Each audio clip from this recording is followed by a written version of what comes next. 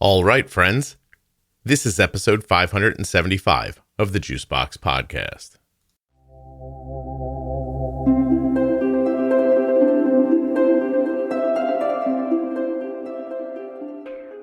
Bob comes to us today from Manchester, England. He has type 1 diabetes and he has children with type 1 diabetes.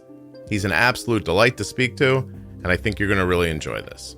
I have nothing else to say about that. So, settle in and soak up Bob. Please remember while you're listening that nothing you hear on the Juicebox Podcast should be considered advice, medical or otherwise. Please always consult a physician before making any changes to your healthcare plan or becoming bold with insulin.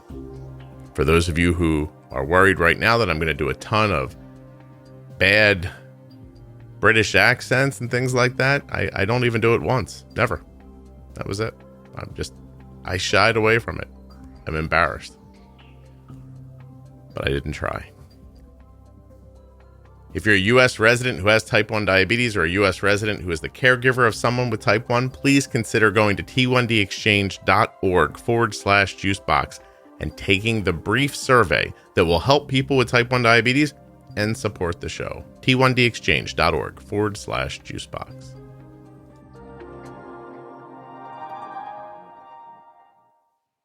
This show is sponsored today by the glucagon that my daughter carries, Gvoke HypoPen. Find out more at gvokeglucagon.com/juicebox. The podcast is also sponsored by Touched by Type 1. You can learn more about them at touchedbytype1.org. Also on Facebook and Instagram. I think I mentioned in my email, I used to do a podcast for like a board game I used to play. X-Wing, the little Star Wars spaceships. Yeah. And that's really popular. They're still doing the show and it's getting about 1,000 listeners a week, something like that. Okay. So that's pretty good. That's and it was just such effort. I mean, when we started, the idea was we'd do a number of short shows every week, sort of 15, 20 minutes, but there was just too much to talk about. And particularly when I was on, I can go on and on. So it just got a bit out of hand. And then I'm not playing so much anymore, so I'll let the other guys take over with that. But I kind of miss it. But I do like listening to myself, which is quite a vice. Yeah, I think that's a mental illness. No, I don't actually. I'll listen once in a while to make sure, like I'll pop open different players and different apps to just see that the show's sounding the same over different platforms. And, sometimes you'll throw it on in the car through headsets just to listen. My daughter's like, "Are you listening to your own podcast?" I'm like, "No, I'm just checking the audio." And then I'll laugh and she'll go, "Did you just laugh at yourself?" And I went, no, I don't think so. So I did used to catch myself. Sometimes I'd listen, a couple of weeks after it came out and I'd be like, "Actually, that's a really good gag. Well done. You're funny." Yeah. It's possible you do have a problem when you're like, "Oh, that guy's hilarious." Yeah, absolutely. Absolutely. I just think that anyone who does it for a long time and it doesn't generate money, that's a passion, because it takes so much time. Honestly, at the rate that I put podcasts out, if it didn't have advertisers, I just couldn't do this. I wouldn't be able to. And people who do, I know that a lot of people in the internet age are trying to make businesses in places that maybe people don't see businesses all the time. And it's amazing, but that's a ton of effort, especially to get to the end and find out that you had a lot of fun, but it didn't catch on with enough people for it to become a viable thing that you could keep doing. It's a ton of work. So. Yeah, and I think with you, the advertisers are pretty cool. It is very directly because of Juicebox that I got on Omnipod. Is it? And yeah, absolutely, 100%. Oh, wow. And I got a Contour Next as well as a result, and all that sort of stuff. Because you hear about these products, and bluntly, I trust you because I listen to what you say. I do the things you tell me to do, and it kind of works. It doesn't work stunningly, but it works a hell of a lot better than it was doing before. I mean, I'm not one of those flat line guys. Right. I still bump around quite a bit, but then I have a really varied diet, so that doesn't help. And I'm pretty happy with where I am. I'm at sort of 6.1 with the A1C, which is much better than it was even 2 or 3 years ago. Right. But it's the tech. The tech's amazing. Yeah, no kidding. Well, do me this favor, because I liked what you just said and I want to leave it in. So introduce yourself very quickly. Okay. Hi, I'm Bob D. I live in Manchester in the UK, and I was diagnosed with type 1 diabetes all the way back in 1985. 85. Wow. How old been were a you? Journey. How old were you in 85? I was 13. 13. But it was shortly before my birthday, before we do the maths. Oh, so you and I are almost the exact same age then? Yeah, pretty much, yeah. No kidding. Oh, that's interesting. It's funny because you were just talking about, finding, technology and things are better, but they're not, super flat all the time. But you come from a time where just the expectations were so much different, right? Like yeah. It was when I was diagnosed, the regime was Human-I and Human-S mixed together, and they were both good for about 12 hours, although nobody suggested that I should take them 12 hours apart. That might have helped. And the diet was 50 grams of carb for breakfast, 20 grams in the middle of the morning, 50 grams of carb for lunch, 10 grams in the middle of the afternoon, 50 grams in the evening, and 20 grams before bed. And that was every day. And I was 13 when I was diagnosed, and we stuck to that for maybe 2 or 3 years. And then I was a teenage. I got into going out and having fun and misbehaving, and I discovered that I could sort of skip the snacks and not hypo, and that was okay. And then my dosing adjustment, because I hated doing finger pricks, absolutely hated finger pricks. And in fact, when I was diagnosed, we weren't sent home with a finger prick kit. We were sent home with urine tests. And the idea was I'd do one of those every day, but they're just basically meaningless. Yeah. So I had no real idea of what was going on. And then HbA1c checks came in after a while, and I got a finger stick set after a bit. And the doctor's advice was maybe try and do one every day, just to see where you are. And my numbers actually weren't awful. I think the first time I had an HbA1c done, I was something around probably about an 8. Okay. So it wasn't completely out of control.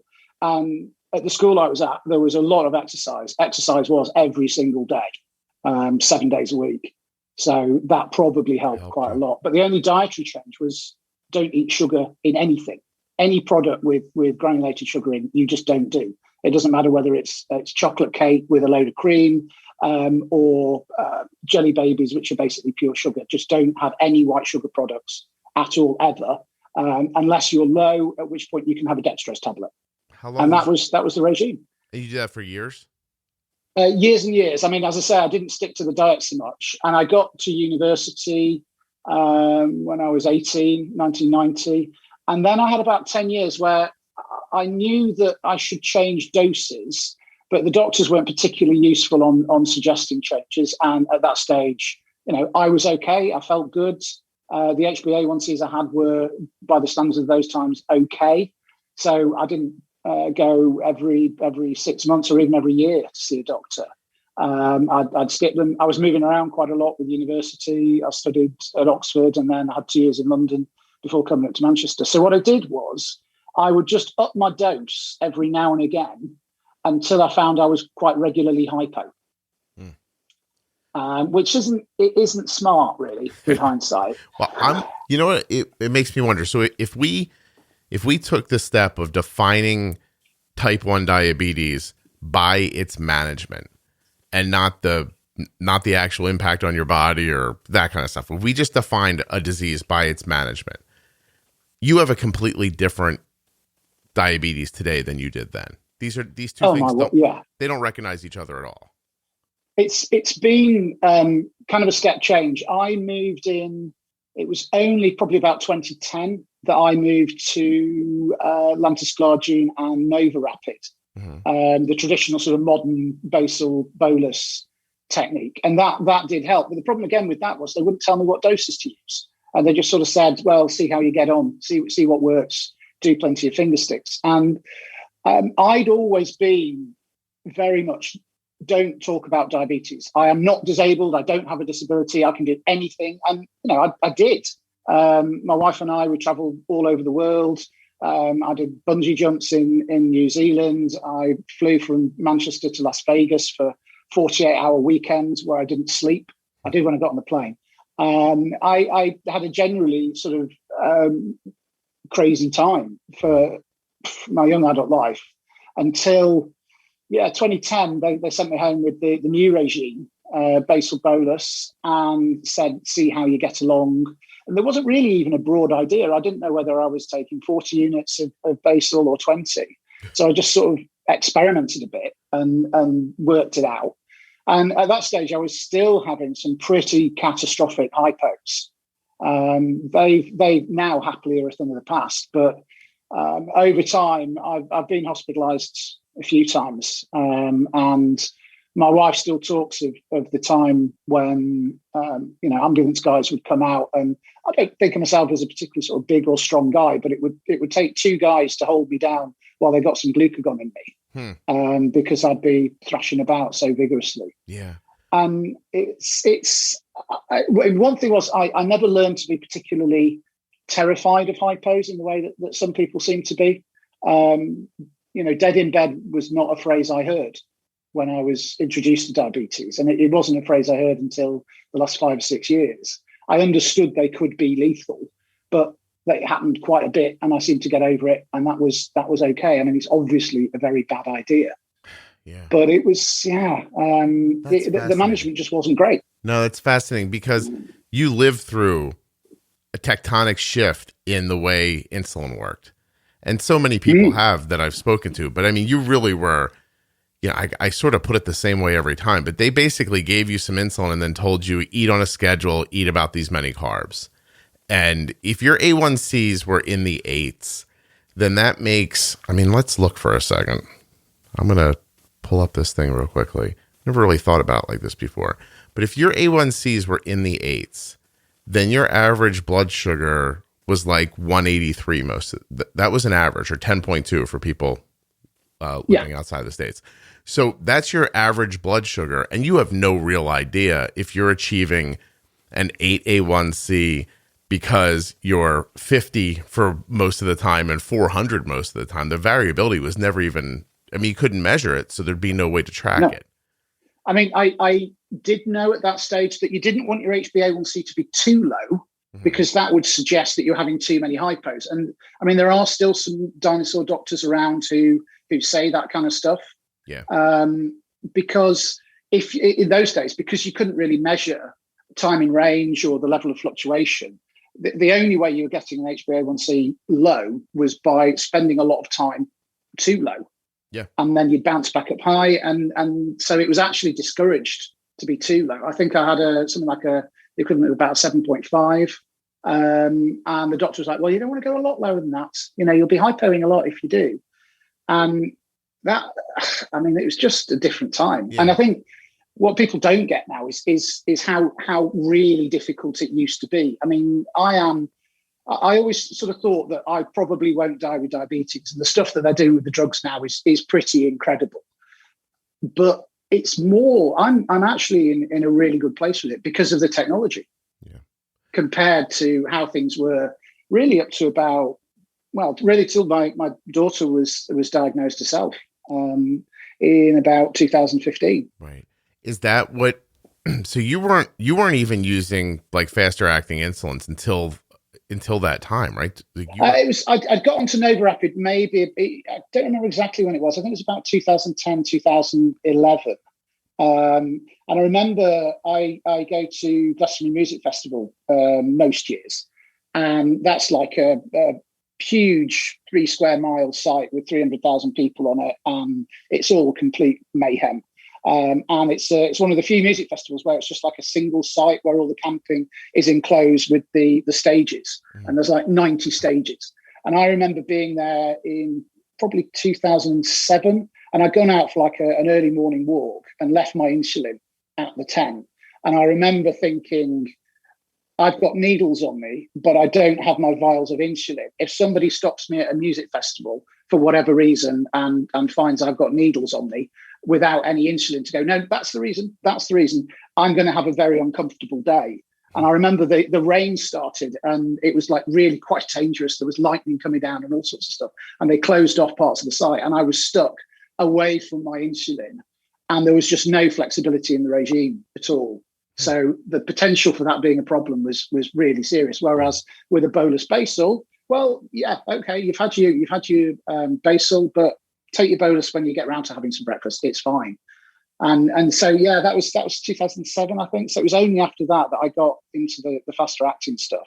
But still, I was very much, I can do anything. Don't talk to me about diabetes. It's my problem. I'll manage it. I don't want to discuss it with anybody. I had, by that stage, a brilliant diabetes specialist nurse at my local practice and my local GP practice. And she sort of said some things to me like, well, we can change this insulin. So I did, and that seemed to be better. Maybe you should get some education. Maybe you should just, find out a little bit more about it. And it's like, well, no, that's time off work. I don't want to do that.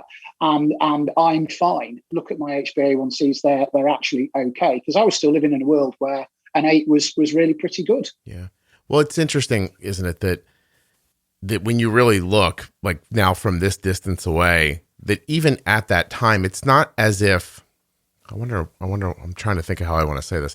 It's not as if there was this rock solid way to manage diabetes in 1985 and doctors were like, here it is. This is the best thing we understand and it works. It was just the best thing they understood. And I don't even know how well they understood it, because if they understood it that well, when they handed you Novo Rapid later, there would have been a lot of trepidation. They would have said, hey, this insulin doesn't work anything like the insulins you've used prior.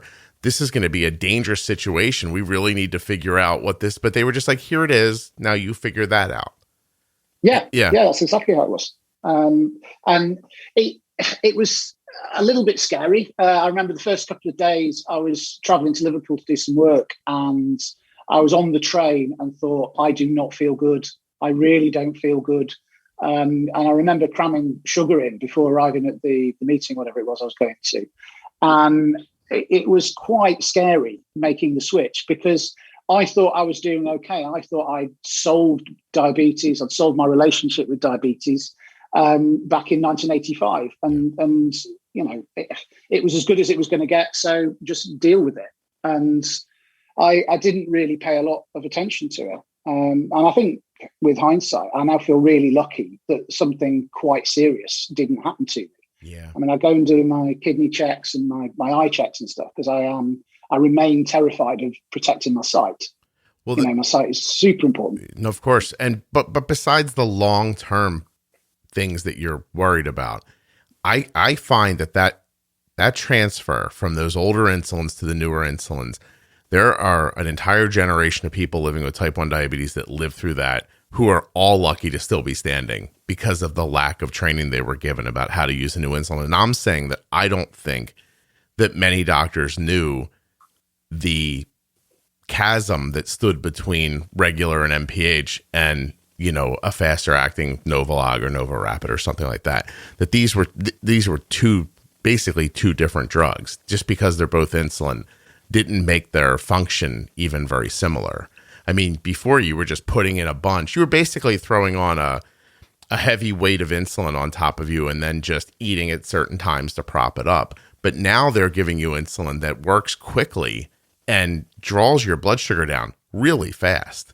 And your regular MPH didn't do that. That was never how they worked. And it would be like if I gave you, I don't know, like a big pill bottle full of heart medication, and I said to you, Bob, I don't know how many of these you're supposed to take. You go ahead and figure that out yourself.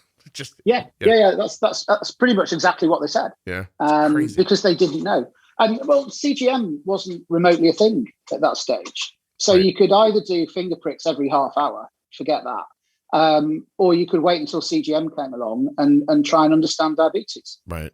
Well, I think it's.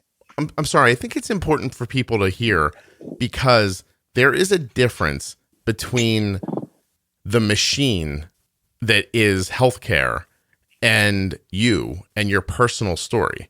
So they're not the same thing. The world is moving forward. Insulin's become faster. Pumps work differently. We keep moving forward. you have to keep up with that yourself personally, because no one really has the time or the wherewithal to go back to every person who learned before's way and re-educate them. It was difficult enough to educate you the first time. So it is a very personal thing that you need to do, is to pay attention to the fact that what the machine is doing, what the world is doing, and what you're doing, the goals are not aligned normally.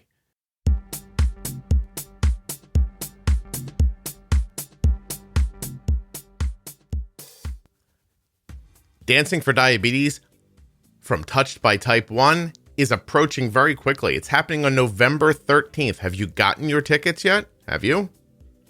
touchedbytype1.org. Then you click on Programs, and then you click on Dancing for Diabetes. When you get there, you'll see this. That the 21st Annual Dancing for Diabetes Showcase features award-winning dancers raising funds to support those touched by Type 1 diabetes. It's happening on November 13th at 7 p.m. at the Dr. Phillips Center for the Performing Arts, and tickets begin at $15. Are you local? Head over there and click on Get Your Tickets. When you do that, you'll be able to get your tickets. November 13th, Walt Disney Theater, Touched by Type 1. You'll see all that right there. You make the clicky, you buy your tickets, you head off and have a great time watching the show. touchedbytype1.org. There won't be one thing better to do in Central Florida on November 13th. I can promise you that. Gvoke HypoPen has no visible needle and is the first pre-mixed auto-injector of glucagon for very low blood sugar in adults and kids with diabetes, ages 2 and above. Not only is Gvoke HypoPen simple to administer, but it's simple to learn more about. All you have to do is go to gvokeglucagon.com/juicebox. Gvoke shouldn't be used in patients with insulinoma or pheochromocytoma. Visit gvokeglucagon.com/risk.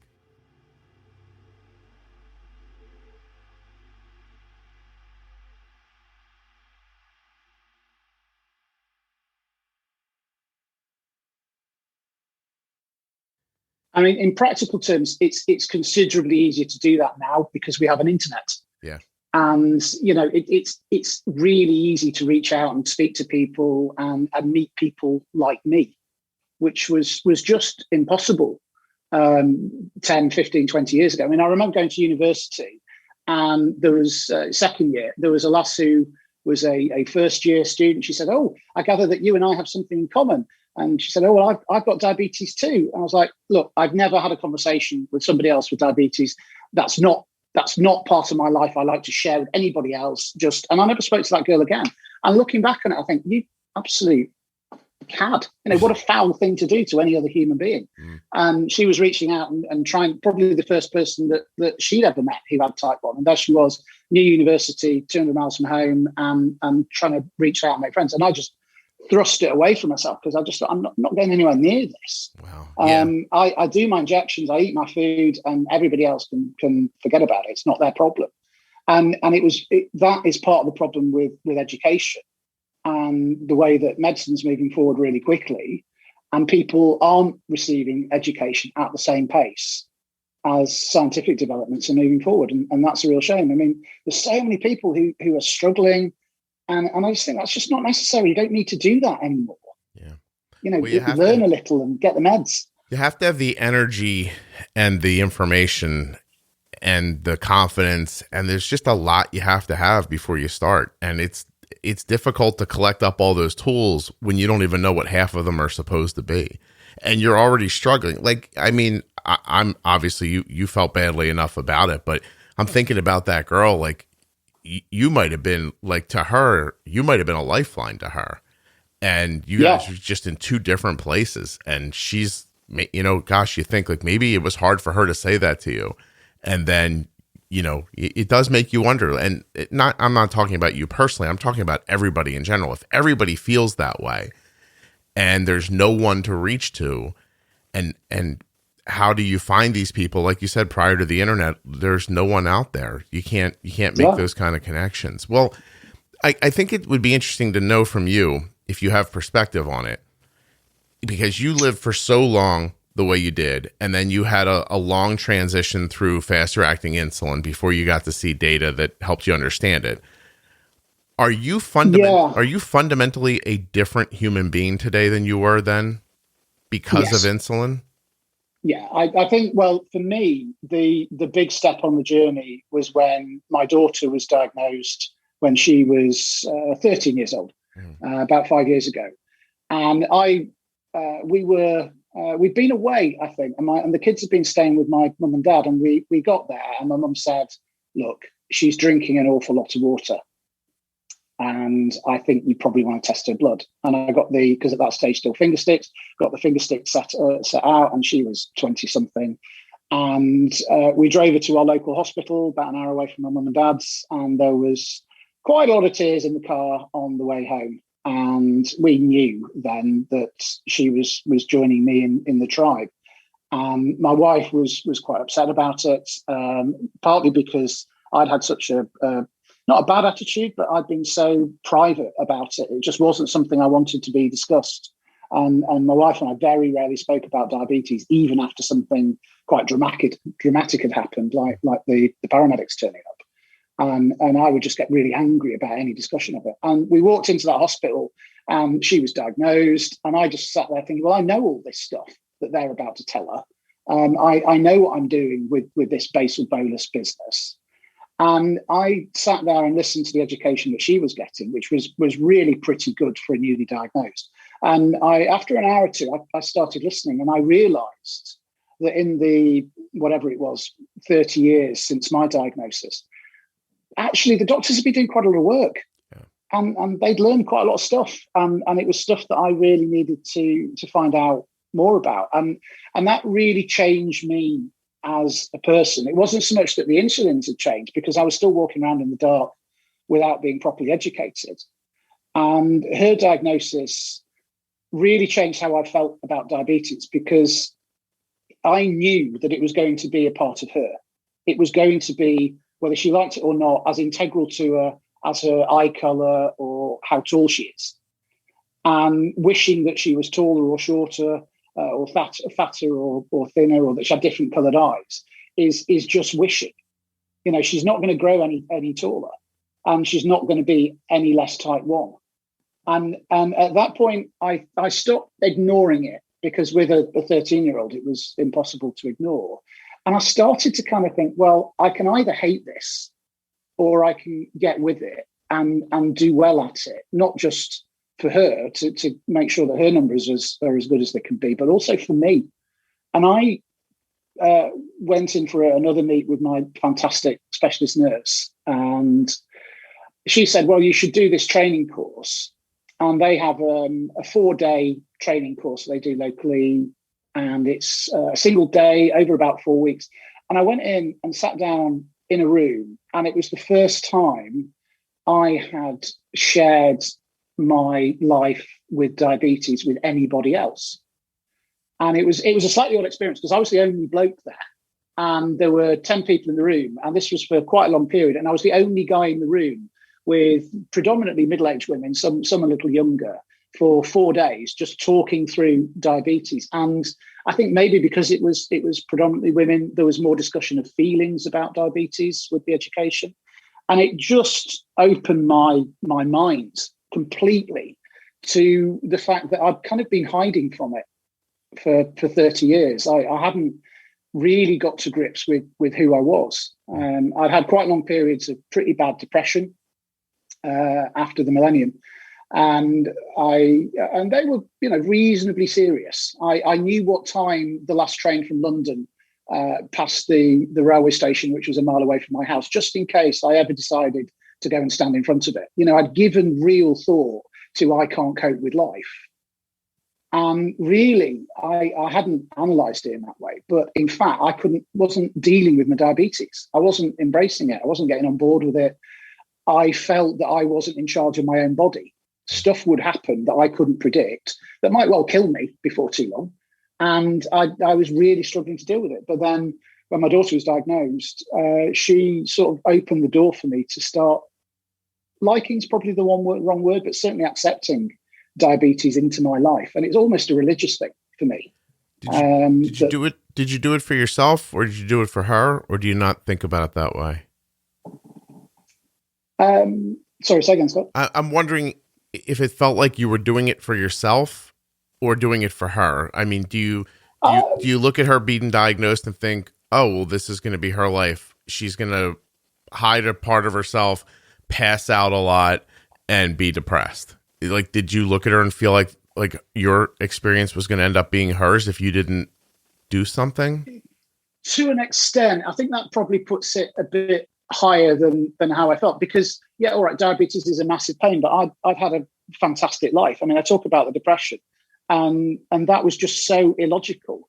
I have a job that is reasonably high status, reasonably high income. It's fairly interesting most of the time.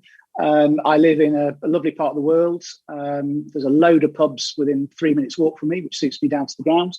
My wife is great. We have a great relationship, and I had nothing to be unhappy about. And yet I still had this depression. And looking to her when she was diagnosed, I didn't really see all the problems that I'd had as massive problems, because, you play the hand that you're dealt. You just get on with stuff. Yeah. And I certainly wasn't miserable about it. I just distanced myself from it and looked at it as an administrative chore rather than a medical trauma. Yeah.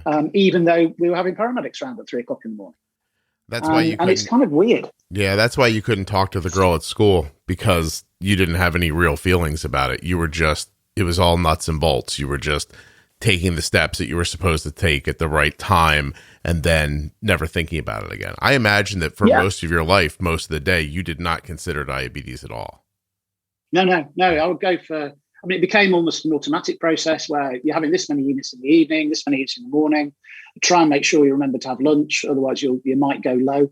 And it became a very sort of automatic process. And it was something I found very, very difficult to talk about with anybody. But when Isabel joined me in the tribe, it was very difficult to loathe it anymore.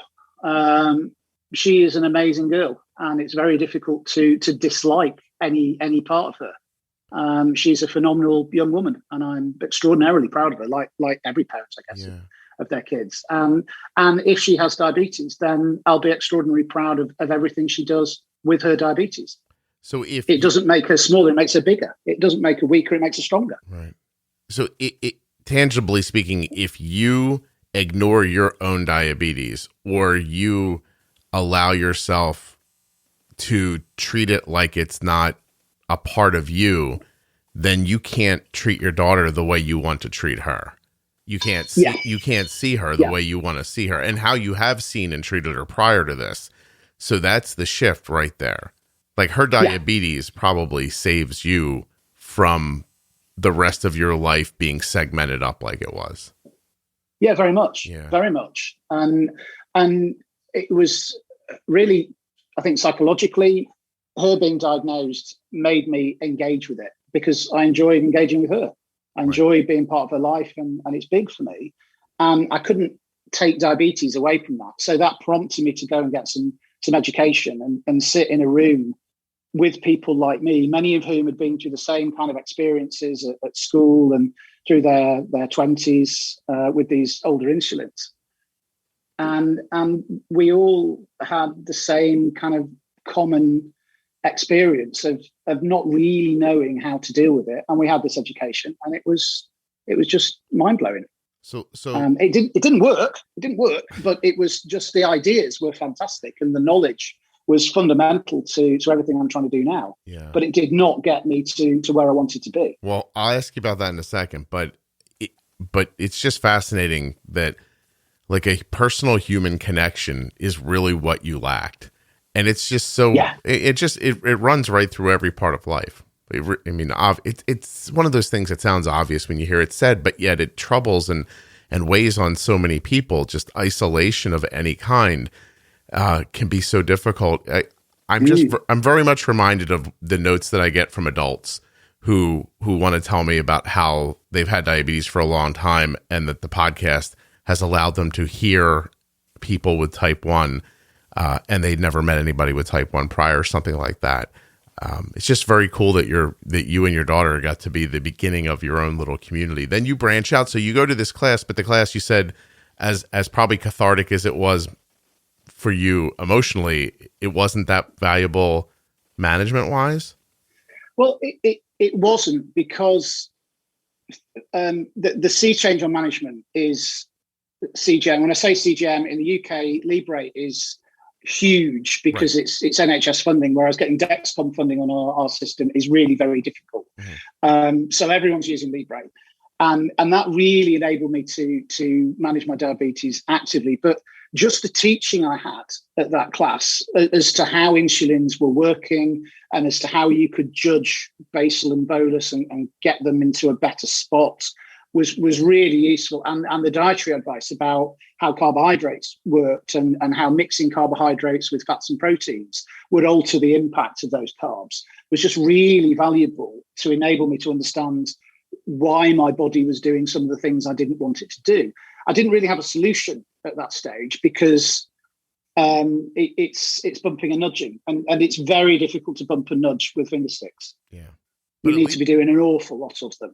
But the human side of that class was fantastic. I made a really good friend, my friend Jill, who struggled with her type 1. And she messaged me about 2 weeks ago. She was celebrating her first week of being 100% in range. And she's come a long way. I mean, she exercises a hell of a lot. She's a big dancer and she cycles. And that is a good thing, but it does impact on management. And she's also a very low carb person, and she struggled for years and years to get her numbers under control. And she's just had this last week of 100% in range, which is fantastic. And I think back to when we met maybe 5 years ago in that room, and how difficult she was finding stuff, and how she just didn't understand how she would go to bed at 7 and wake up at 19. Yeah, I as you're talking, it occurs to me that I don't feel the full weight of the podcast. I don't know that I ever am going to, I guess. Because as you're talking, I feel, I don't know Jill. I don't even know you. I'm so elated for her as you're telling me that story. And it just occurred to me. I was like, I don't know. You know, I guess unless I have diabetes one day, I'm never going to really understand. But, I'm not a big fan of you've not had this experience, so you can't comprehend what it's like. You know, if I go to the North Pole, I'm taking a big coat. Yeah. I understand it's going to be cold. But I do feel that with type 1, maybe like other, I use the word carefully, but invisible disabilities, disabled does not mean less able. It just means you have a long-term medical condition that has an impact on your life on a day-to-day basis. And that is absolutely diabetes. And the legal definition applies to us. So invisible disabilities are really hard to deal with because they are very lonely. Yeah. Do you know, you can't reach out and just see people living your life. So just because I'm good at talking about how to use insulin and maybe I'm engaging or something like that, whatever, you're making me feel, don't worry, I'm not going to do this, but I would like to right now just stop making a diabetes podcast and just pick a different topic, because I'm realizing that I'm wondering how much more there is about other people and other things in the world that I wish I understood. Like, I don't know what it was about how you just spoke about Jill, but I know I don't know. You know what I mean? Like, I know I don't have diabetes. I understand it. I think I understand it as well as anybody who doesn't have it could.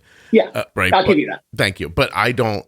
But there's a human interaction between you and her that means something to the both of you that I can't fully make sense of. I just don't have the perspective for. And now I'm wondering what else I don't have the perspective for in the world. I'm wondering, and these conversations are how you find it.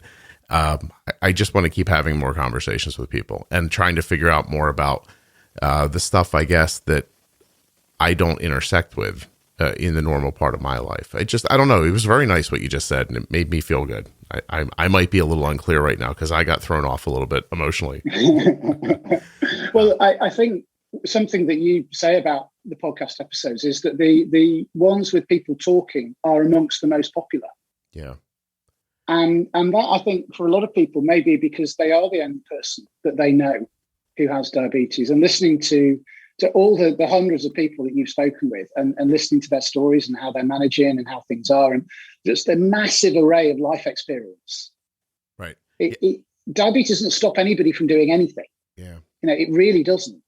But in order to make the most of your life with diabetes, I do think it's hugely helpful to know that other people are out there, other people are going through it, other people are dealing with it. I mean, my wife now feels a bit lonely because she's the only person in our house without diabetes.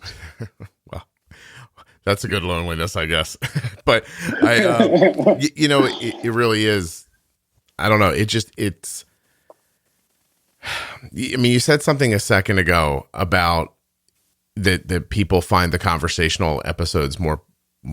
I see more people listen to those, and it's fascinating because when people are in the part where they're mining for understanding about management stuff, they don't even care about those people. Don't really care so much about the conversations, which I think is a mistake because I think a lot of management stuff comes out in conversations, but neither here nor there. So what you see is on the Facebook page, those people they're voraciously trying to figure out diabetes.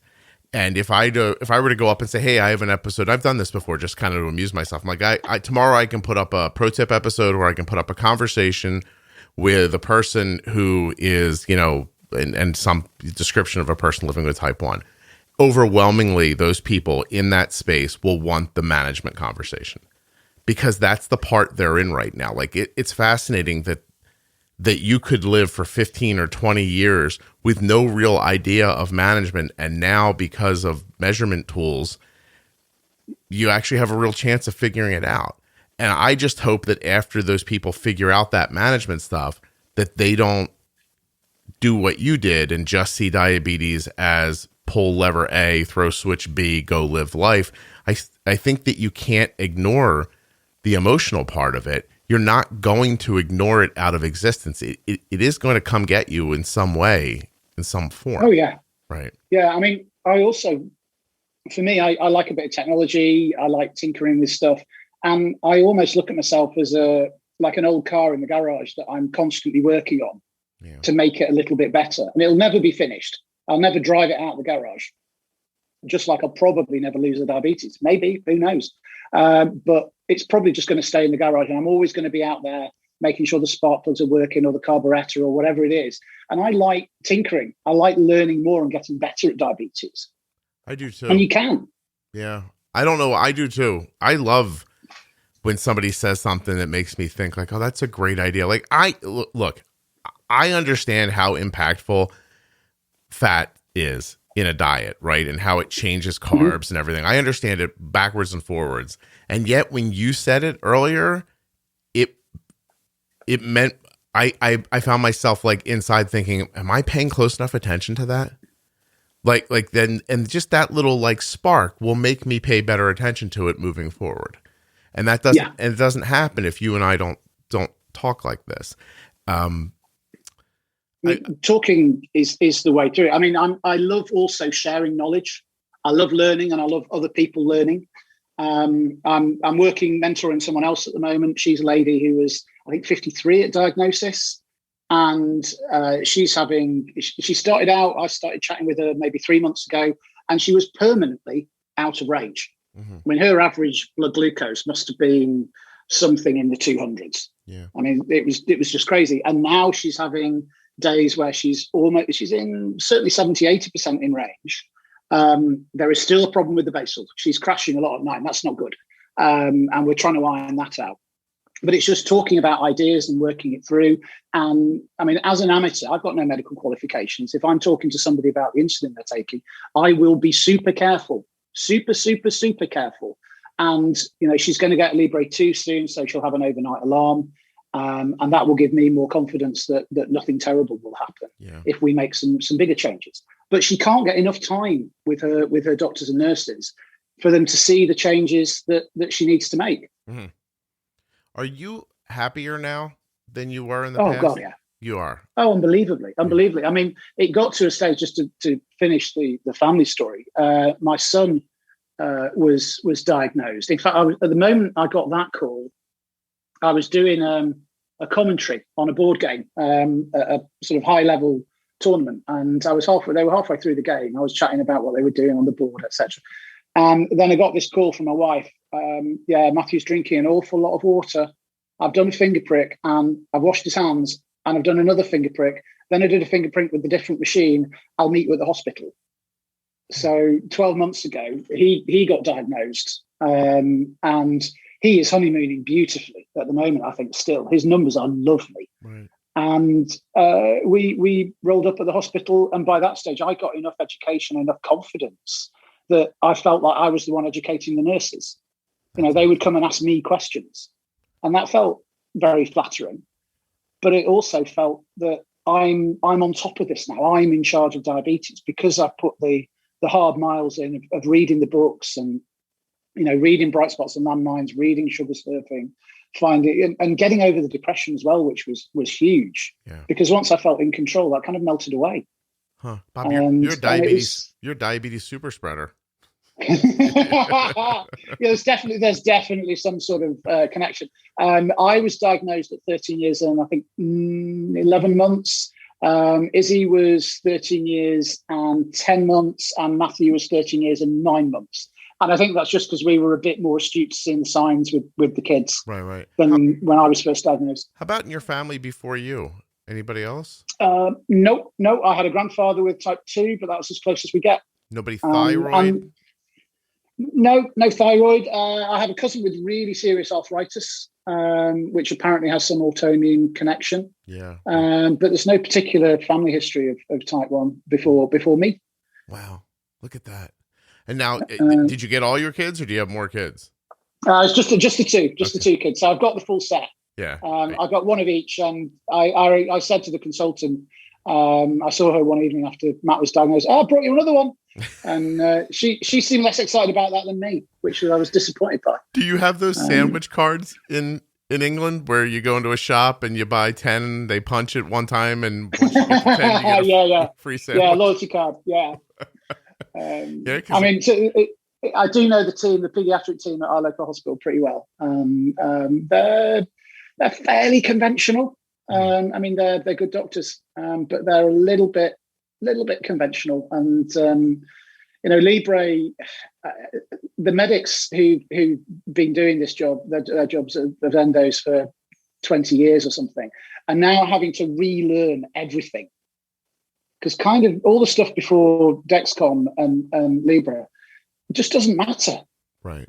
Well, it just isn't important. What happens to what's happening to those doctors is the same thing that happened to those diabetics back then, right? You were brought up in one generation of how to do it, and then there was a switchover, and some people were able to traverse that, and some people got left behind.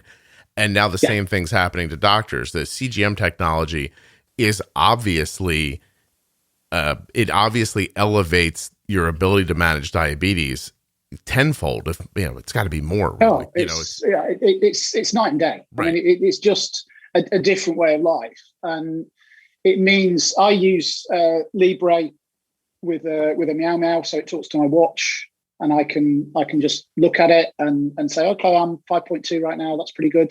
The nice healthy lunch I had today is settled nicely with the insulin. And the Libre was just a complete life changer. And it was recommended to me by a mate of mine who's an orthopedic surgeon, who said, I've seen these things and they look really good. You should get one of those. And I was still at the stage of, no, don't talk to me about diabetes. I'm managing fine, leave me alone.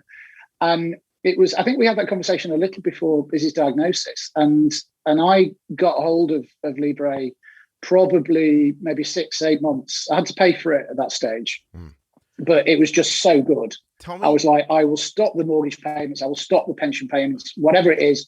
Libre is the thing that my family needs to be spending money on for me and for the kids. Yeah, no, I agree. Can you tell me a little bit about that when someone showed you that technology and you didn't want to, was that real anger? Like, how does that feel? Well, anger's the wrong word. It was more like, I'm on top of diabetes. Don't you be telling me how to manage things better. First of all, you're the wrong kind of doctor. And secondly, even if you were a doctor, my HbA1cs are okay. I've consistently been told that since 1990. Don't you be introducing things that are going to tell me that I've wasted 20 years of my life doing the wrong things. That's it, right? But that's it right there, right? It's the time lost and you can't get it back. And so you don't want to know that the time wasn't used as well as it could have been, because that's a crushing feeling, but it didn't end up crushing you, right? It liberated you. Oh yeah. It was, I mean, once I got into it, it was absolutely liberating. And as I say, it's night and day to have that information on hand all the time. We're having this chat. I'm telling you, I'm 5.2, which is 91, 92-ish. And that is something I can tell you by looking at my wrist. Yeah. I'm not changing my Lancet like all good boys and girls do all the time. And then doing the finger stick and then waiting for the result and then packing all the stuff back in the little box or the bag and getting, and it's a process. Whereas now I'm just constantly in touch with what my blood's doing. You're just to the point where I can tell you the carbohydrate content of different pints of beer by what my Libra does after I've drunk the beer. You're a really inspirational mixture of before and now, which you don't see as often as I would like. It's just so hard to drag somebody from the 80s into the diabetes of the 2020s. It's been a hell of a journey. I mean, it really has been, for me, a massive, massive journey. And also, for the family as a whole, because I'm now in touch with diabetes, and I got involved working with Diabetes UK. I sit on the non-exec board for a thing called Daphne, which is the major provider of education for adults with type 1 in the UK. Right. I'm really active on quite a few Facebook groups, including the Juicebox one, which I love because people are nice and they're understanding and they're open-minded and they exchange ideas. And instead of saying, well, I didn't have that idea, it must be wrong, they're like, oh, that's interesting. Right. Susan's on there plugging her low carb, and not everyone is with the low carb thing. Mm-hmm.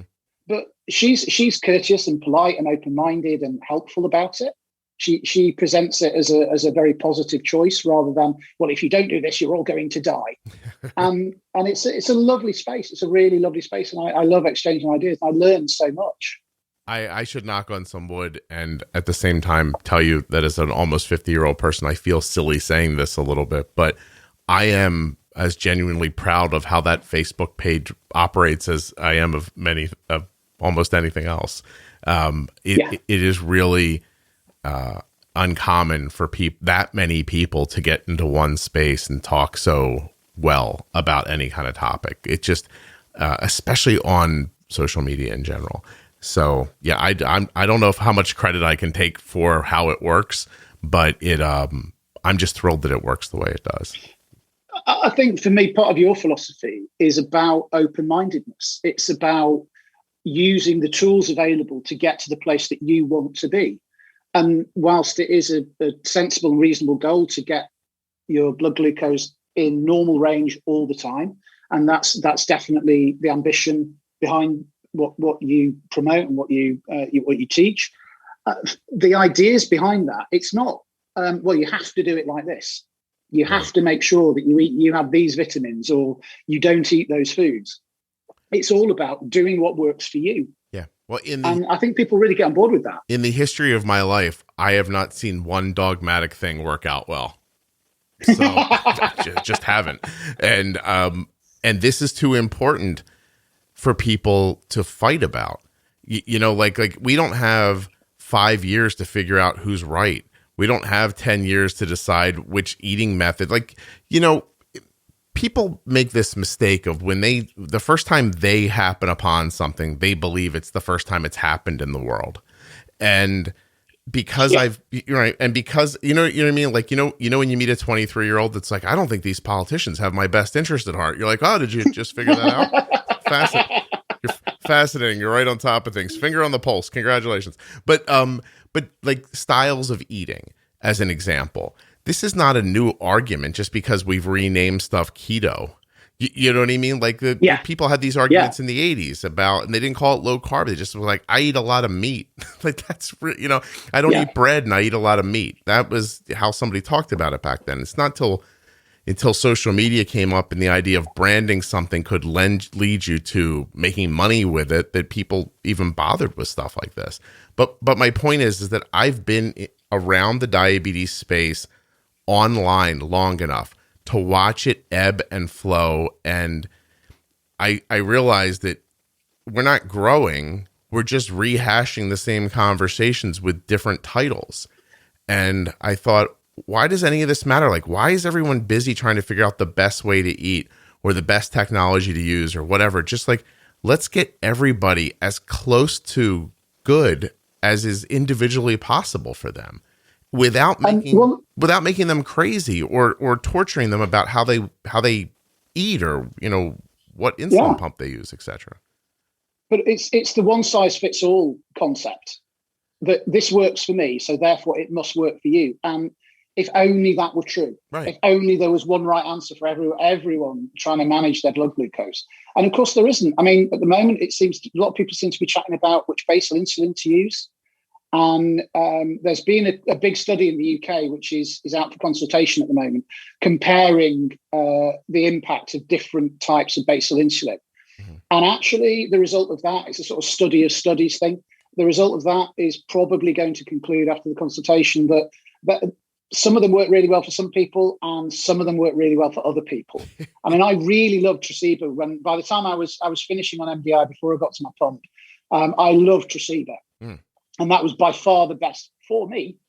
But then there's other people who do really, really well with lantusclargine or whatever else it is. And the idea that there's a sort of best, you know, this isn't a video game. It's not like a high score where your doctor will finally let you have the good insulin. You've got to experiment and try different stuff and just see what works for you. Yeah. No, it's fascinating how somebody can say something and it doesn't have to be based in anything. And you're like, well, I heard somebody say it. Now, I would tell you, if Arden had to go back to MDI right now, it would be my inclination to try Tresiba. But that's just based on anecdotal stories that I've heard from other people. And if it turned out to not work well for her, I would pivot in 2 seconds. Like, I don't sit still and let bad things happen just because somebody said, here's your insulin. Well, then you're getting all the information from people who are active on the internet. And the people who are active on the internet talking about their diabetes are also the ones who are going to talk to their doctors about different insulins because they're engaged. Yeah. And then the doctor's going to go, well, why don't we try some of this Tresiba stuff that we've got now? And that may work really well for them. So that all the people who are succeeding with it are the ones who are talking on the internet about it. Whereas there may be loads of people using lantusclargine, have been doing it for years. That's working for them, who aren't on the internet, who aren't really engaged with the conversation. Right. I feel a little for those people because it's a big part of your life. It's 180 decisions a day. Yeah. You know, talk to other people doing this thing. It's not easy. It really isn't easy to do this day in, day out, and talk to people. It's still tough, even with the internet, for other people to find answers. I will tell you for certain that even though Arden's nurse practitioner was the first one to bring up Dexcom, and I've told the story about how she started telling me about this kid in the practice who wanted to teach himself to eat M&Ms. So he literally got a Dexcom just so he could eat M&Ms. And then she was explaining to me how he got this flat line. And she was super excited because the kid could eat M&Ms. And I was sitting there thinking, well, if he could do it with M&Ms, like I could do it with everything probably. Like, what would stop me from doing it with other foods? But still, the leap was still difficult to make until a woman who none of you probably know, named Lorraine, who was just very big in like diabetes blogging a really long time ago. I heard her say Dexcom. And then that's when I took 2 and 2. I was like, well, now the CDE said it. I like the idea of how she put it. And now I see Lorraine, a person who is friendly and I feel good about. She said she's trying it too. I'm going to ask about it. And she's the same person who brought up Apidra. And I can go back now in my mind and tell you, I don't know if Novolog caused Arden's like drastic peaks and crashes, or if I just wasn't very good at diabetes back then, and switching to Apidra maybe partly just coincided with a time when I figured things out. But in that moment, it felt better. Apidra, in my best estimation, in Arden works more gradually. It's not as like vicious, and so you can I don't know. I like it a lot. I know how to use Apidra really well. I was not good at Novolog. Having said that, if you put Arden back on Novolog right now, I don't think I'd have the same experience I had prior, because I'm better at it now than I was all those years ago. But anyway. Well, we're all FIASP, and I can tell you that FIASP will take somewhere between 10 and 20 minutes to get going on me. It will hit Isabel within 10, and it will hit Matthew almost before he's drawn it up. And you know, he just puts the needle near his leg and his blood sugar starts to go down. And that for me is one size does not fit all. The fact that your doctor says and Novo Nordisk say this is how the insulin should work does not mean that's how it's going to work. Right, it's how it works. And that's not to say you don't trust these guys, but you know you've got to do it yourself and look and learn. Well, yeah. Well, because even those numbers they give you, they tested on however many people they tested on, and then these are an average. In 1,000 people on average, it started working within this time frame to this time frame. It doesn't mean, like you said, it's going to be the same for you. I love the way FIASP works. It seems to make Arden feel a little bruised at her spots, so we tried it a couple of times, and she's like, she gets sore from it, like she feels bruised after the pump comes off in that spot. So, all right, that sucks, but I did like the way it worked. It was easier for us. And I'll tell you, the next person that comes out with another insulin that is supposed to work more quickly, I'm going to try that one too. And absolutely. It just keep going. The worst thing I can imagine is complacency in a space that is moving this quickly and this positively. It just doesn't make any sense to sit still. I mean, the terrifying thing is that the docs are very reluctant to make decisions about treatment until they've seen studies. And that makes sense because they're scientists and they're relying on those studies to justify their decision-making. But it's happening so fast. The change is happening so quickly that they can't keep up.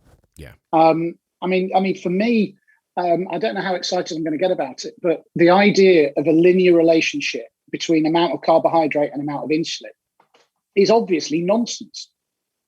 And yet we're all taught it, we're all using it. But I know that if I have my regular breakfast and 22 grams of carb in there, I will take 5.25 units of insulin.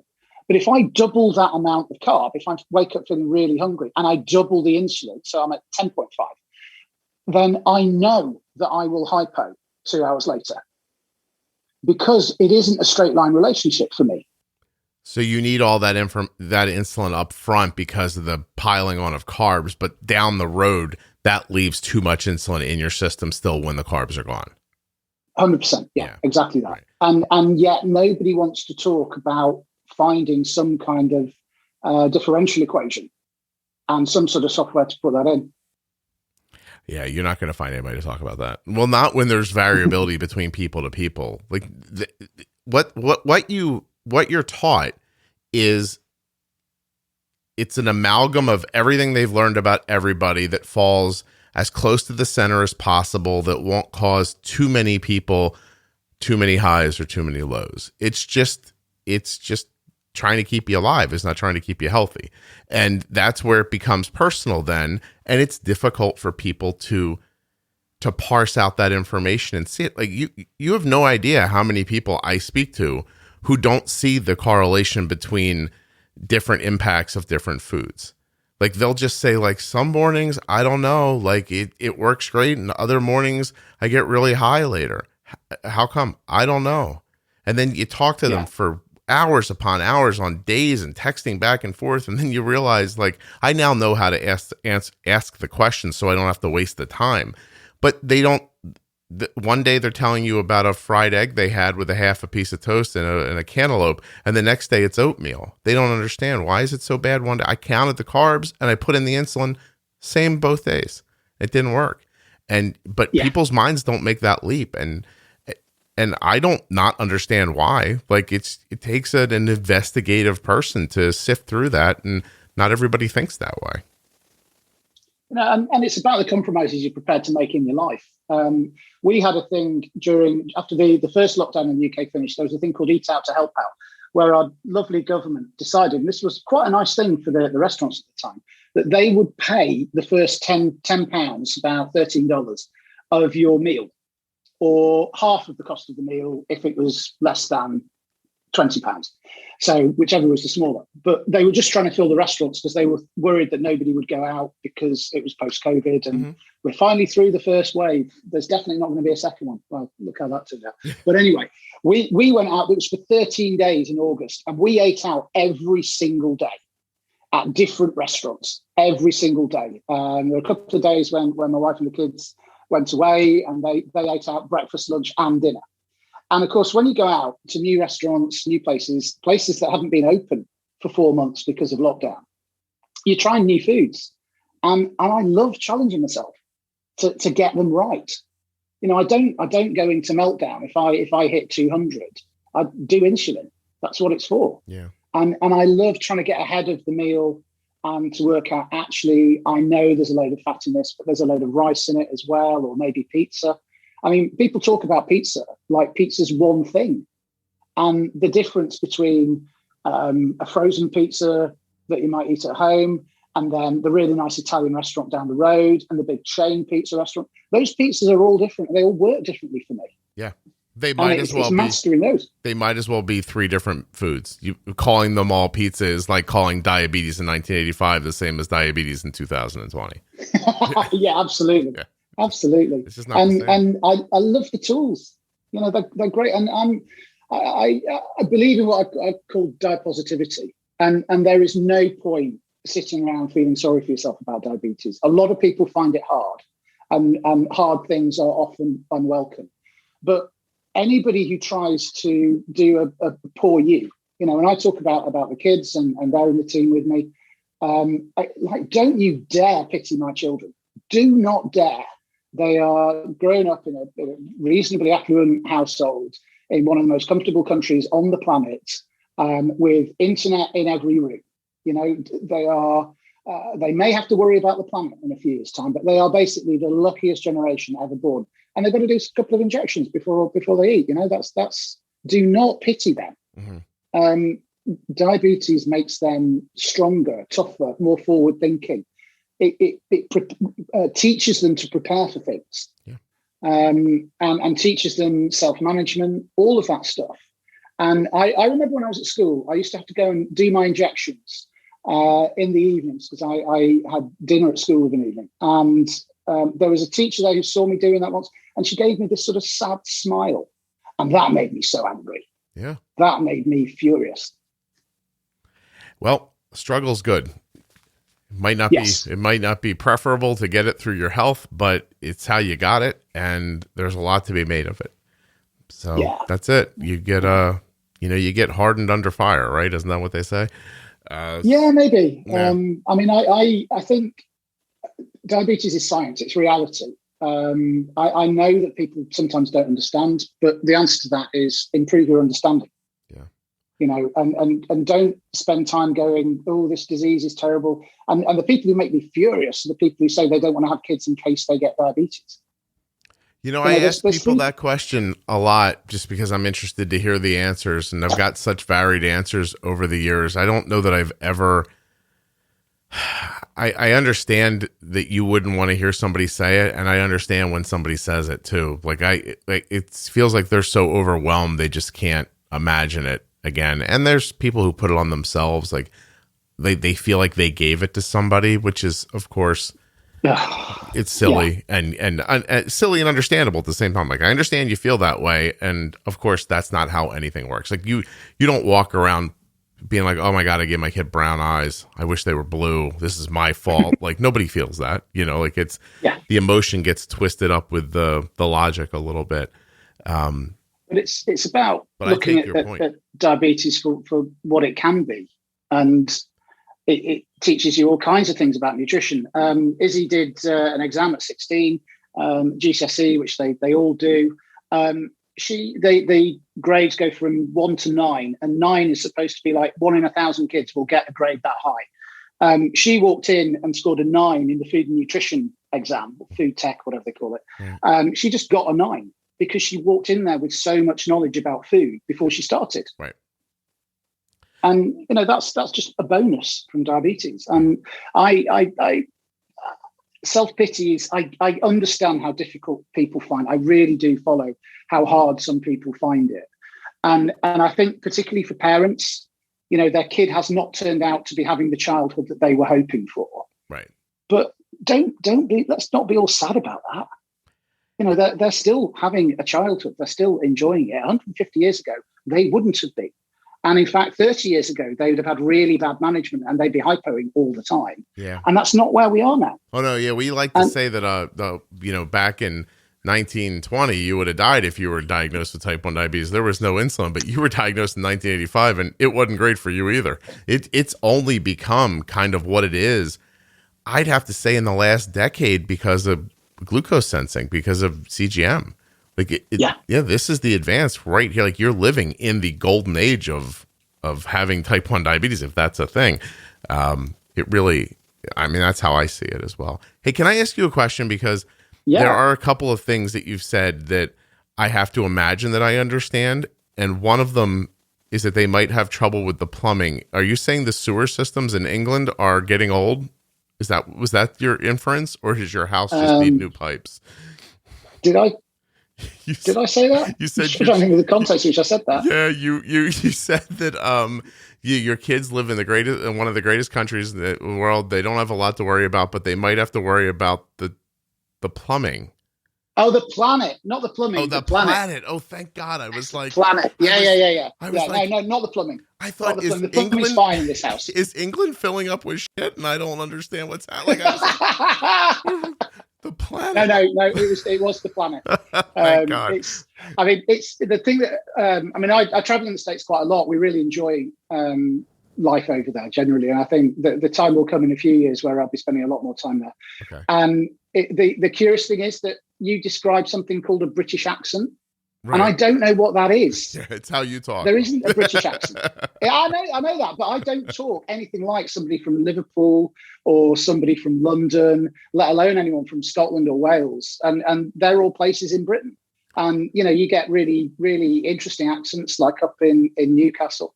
And I think what you guys often mean when you say British is somebody who speaks very much like this, as if they've recently been released from Downton Abbey. and that's not how we talk. You do meet those people, but they're few and far between. There was someone on once who I said privately afterwards, I said that I thought she sounded like Adele, and I think she was insulted by that, but I couldn't tell why. So, there is a great quote that no Englishman can open his mouth without another Englishman hating it. Oh, okay. and the way we speak conveys a lot of information to people. Anybody who knows the northwest of England, where I grew up in Blackpool, which is like a little seaside town, a bit like sort of Atlantic City. Mm-hmm. And there's two types of accent in that part of the world. There's my accent, which is a broad, fairly gentle northwestern Lancashire accent, but it rises at the end. And that wasn't something that came with Australian soap operas. People from my part of the world have always spoken with their sentences rising a little bit towards the end. And then there's a really broad, like Lancashire accent that goes like this with quite flat vowels and all that sort of thing. And you can tell what kind of school people went to as to whether they've got an accent like mine or whether they've got the broad Lancashire. And it's in where I live, there are maybe 4 or 5 towns around the north of Manchester, no more than 5 or 10 miles apart. And I can tell with a fair degree of accuracy which one someone was born in, because of the way that the accent changes just from one town to another. Okay. So that, of course, if you sound like you're from Burnley and you're walking around Blackburn, which is the rival town 5 miles away, everybody with a Burnley accent will not be popular in Blackburn. So that's and there's also the class thing as well. Yeah, I backpedaled very quickly. I was like, I found it delightful, but she didn't like that too much, I don't think. I forget who it was now. Well, Adele is a real East End lass. Okay. She's a proper. I was lucky enough to see her at Glastonbury, and she sang to 120,000 people, and it was like every single one of them she was going to go and have a gin and tonic with after the gig. It felt like she had the whole crowd in the palm of her hand. I've seen her live as well, and it did feel like that a little bit. Like, oh my God, there's that person I wish I knew personally. She's standing right there. Yeah, she has that feeling about her. Yeah. And she's just genuinely a lovely human being, but she is a real East End girl. And from a pretty sort of working class background. I see. And English people get very offended. Not that they think the other classes are worse. It's just, no, my identity is this class. You must put me in that. Unless you're middle class, in which case all the time you're either pretending that you're upper class or working class, depending on who you're with. It's very complicated. It sounds more complicated than diabetes. But less significant, ultimately. Yeah, and I guess it doesn't make you pass out unless you try to drink and keep up with people you can't drink with. I guess then maybe it could. Yeah. I mean, drinking is a real English thing. It is a popular sport over here. But interestingly, the America seems to be divided into people who drink and people who don't drink. And the guys who drink really drink in America. You know, if you were to order a whiskey in a bar in the States, you get like half a pint of stuff. Whereas over here, it's a generous thimbleful when you order a whiskey in a bar.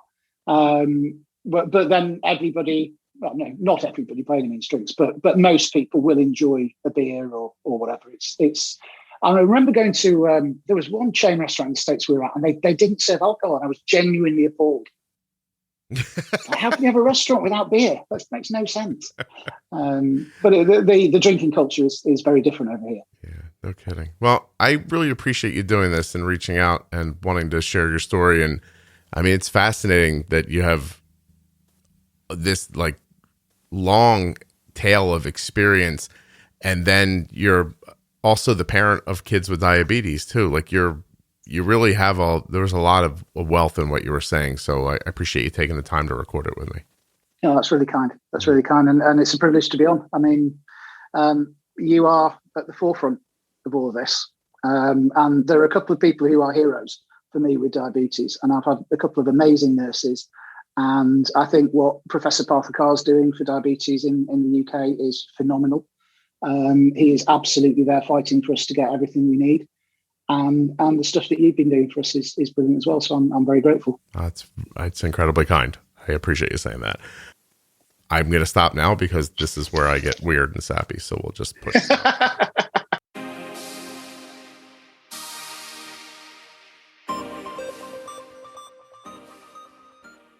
A huge thank you to one of today's sponsors, Gvoke Glucagon.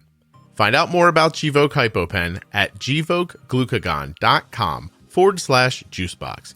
You spell that GVOKEGLUCAGON.com/juicebox. And I'm not kidding. This is the last chance to get your tickets for Dancing for Diabetes. Are you in the Orlando area? Touchedbytype1.org. Click on the programs tab. Click on dancing. Let's start over. Touchedbytype1.org. Click on the programs tab. I'm so sorry. Click on the programs tab. Click on my brain. Go to touchedbytype1.org. Click on the programs tab. Click on Dancing for Diabetes, and then get your tickets. I'm so sorry. I don't know what happened there. My brain hurts now. Please don't let my ability to not remember what I wanted to say reflect on how you feel about Touched by Type 1.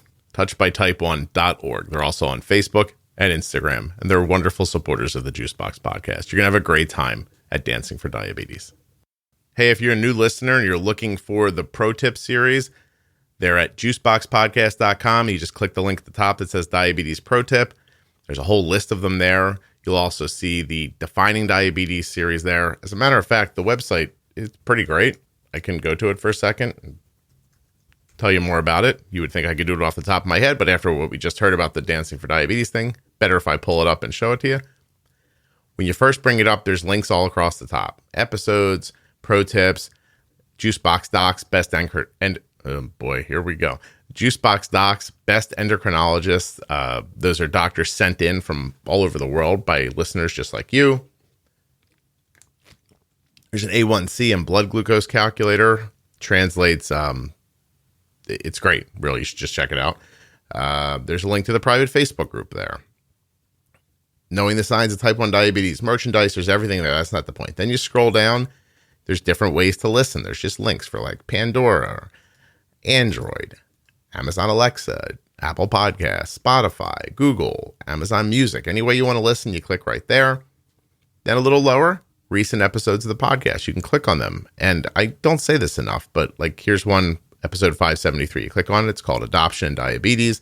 Has a short little, blurb. Gives you some links to listen. You can listen right there on the web if you want.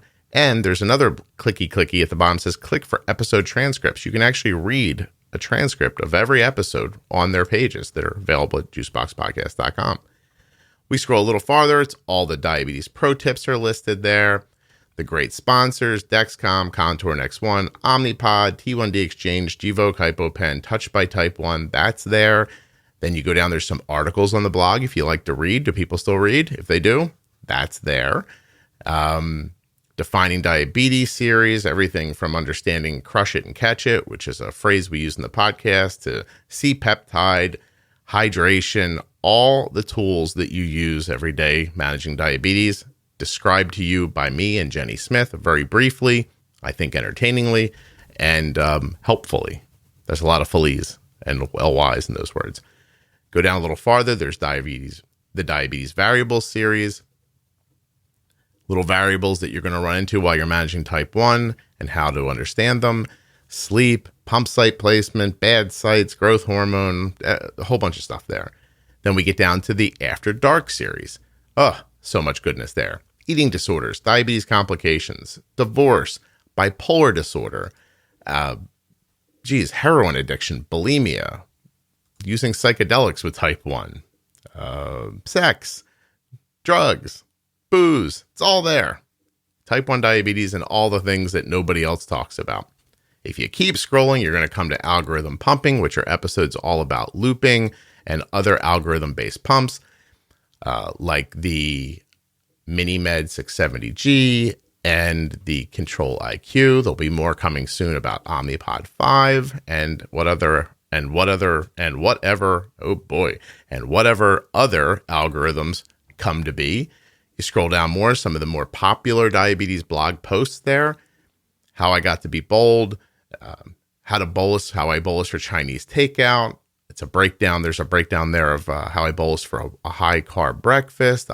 It's helpful. And then the How We Eat series, how do people eat, intermittent fasting, flexitarian, keto, FODMAP, Bernstein, low carb, gluten-free, plant-based, carnivore, vegan. It's all there. People have come on and talked about the different ways they eat. That's everything that's on the first page of juiceboxpodcast.com. Are you kidding me?